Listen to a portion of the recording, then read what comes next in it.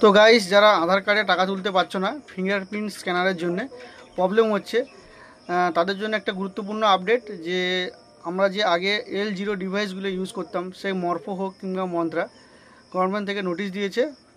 আপনারা দেখলে বুঝতে পারবেন।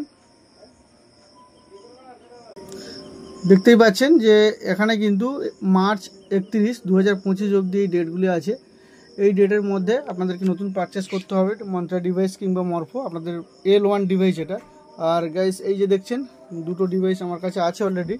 তো এটা হচ্ছে মন্ত্রা MS-100, যেটা হচ্ছে এখন আপাতত চলছে, মেবি কাল পরশু থেকে প্রবলেম বন্ধ হয়ে যাবে। আর এইটা আছে মরফো MSO-1300E3 যেটা আছে মডেল।